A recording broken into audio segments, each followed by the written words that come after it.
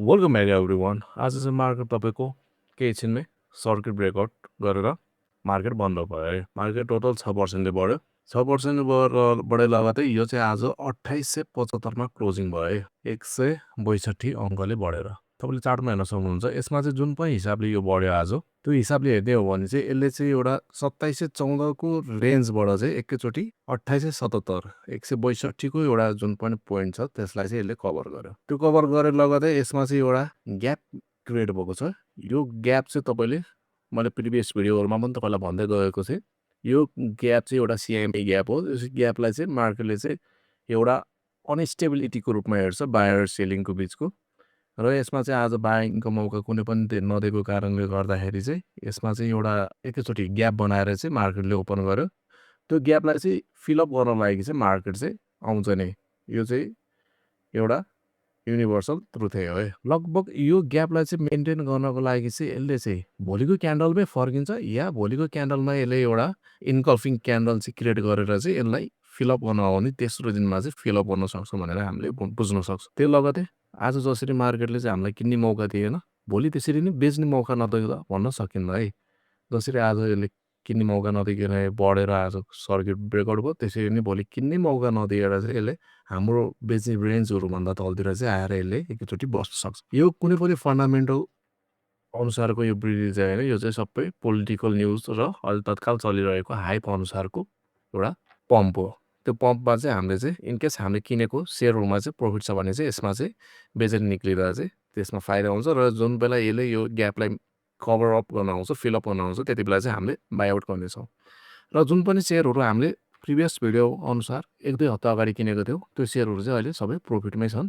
र आजको जुन पम्प थियो, त्यो पम्पमा चाहिँ लास्टको जुन पनि 1% बढ्नको लागि चाहिँ 6% पुग्नलाई 1% बढ्न आँटेको थियो, त्यति बेला चाहिँ मार्केटमा सेलिङ प्रेसर चाहिँ आइसकेको थियो है। हेर्न सक्नुहुन्छ तपाईले ऊर्जामा पनि, ऊर्जाले आफ्नो 292 को रेन्जलाई चाहिँ पुग्दाखेरि चाहिँ मार्केटले क्लोजिङ हुँदाखेरि चाहिँ 282 मा चाहिँ गएर यसले क्लोजिङ दियो। त्यो लगतै हाम्रो इन्ट्री भनेको 270 मा छँदैछ। अहिले स्टिल प्रफिटमै छौँ हामी र यसले डेथ क्रस ओभर चाहिँ हैन, बुलिश क्रस ओभर चाहिँ दिने कोसिस चाहिँ गरिरहेछ। दिन्छ भने जस्तो फिलिङ चाहिँ भइरहेछ है यसमा चाहिँ हिमालयन ऊर्जामा चाहिँ। अब अर्को तपाईको यो आरएसएले पनि अप्पर ब्यान्डलाई चाहिँ क्रस आउट गरेर ओभर बाउटको जोनमा चाहिँ गइरहेछ। ओभर बाउटको जोनमा जाँदाखेरि चाहिँ यसले अब कुनै पनि बेला चाहिँ यसमा चाहिँ एउटा सानो मिठो करेक्सन आउन सक्ने चाहिँ क्षमता बुझाउँछ है। र अर्को छ सिंगटी हाइड्रो।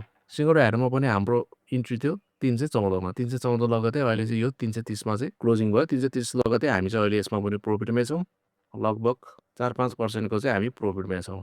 र यसलाई पनि हामी भोलिको दिनमा चाहिँ मार्केटले चाहिँ यसरी नै पम्प गर्यो भने चाहिँ यसलाई चाहिँ सल्ट डाउन दिनेछ। हामी कुनै पनि शेयरहरु चाहिँ होल्ड गर्ने छैनौँ। र यसमा अर्को इन्ट्री भनेको हाम्रो फेरि 300 को रेन्जमा नै हुनेछ। यसको स्ट्रङ बेस भनेको त्यही हो। यसमा पनि ग्यापहरु बनेको छ। जति पनि शेयरमा आज ग्याप बनेको छ, त्यो ग्याप चाहिँ फिल आउट गर्न चाहिँ आउने नै छ मार्केटले। त्यही भएर चाहिँ हामीले यसमा चाहिँ सबै प्रफिट बुकिङ गर्ने छौँ। अर्को भनेको श्रीनगर एग्रीटेक। श्रीनगर एग्रीटेकमा चाहिँ जुन पनि यो तपाईको यो ट्रायंगल थियो, ट्रायंगललाई चाहिँ ब्रेकआउट गरेर अहिले माथि गयो। त्यो माथि लगतै हाम्रो इन्ट्री भनेको 1324 मा थियो। 1324 लगतै अहिले चाहिँ 1466 मा छ। यसलाई चाहिँ हामीले अप्पर बेचेर चाहिँ यसमा इन्ट्री गरेको थियौँ। तर अप्पर पनि बढ्यो आज चाहिँ बन्न चाहिँ। त्यो लगतै सेलमा पनि हामी प्रफिटमै छौँ।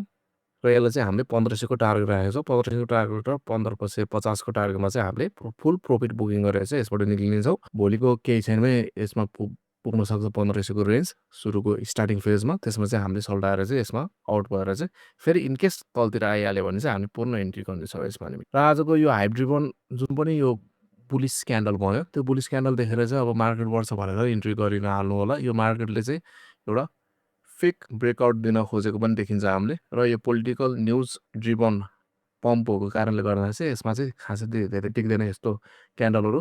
र यो ग्याप फुल अप गर्नलाई चाहिँ आउँछ नि मार्केटमा। त्यही भएर जति पनि हामीले प्रिभियसली शेयर किनेको छ, त्यो सबैको प्रफिट बुकिङ चाहिँ हामीले भोलिको सिनारियोमा गर्नेछौँ। भनेदेखि अब नयाँ इन्ट्रीको लागि चाहिँ हामीले बुधबारको वेट गर्नेछौँ। त्यसमा चाहिँ करेक्सन आएको लगतै हामीले इन्ट्री गर्नेछौँ। र तत्कालको अहिलेको रेन्जमा चाहिँ कुनै पनि इन्ट्री नगर्नु होला तपाईहरुलाई पनि। सो आजको अपडेट चाहिँ यही नै रह्यो। See you guys in the next update. Till then if you are new here, like subscribe गर्नु होला।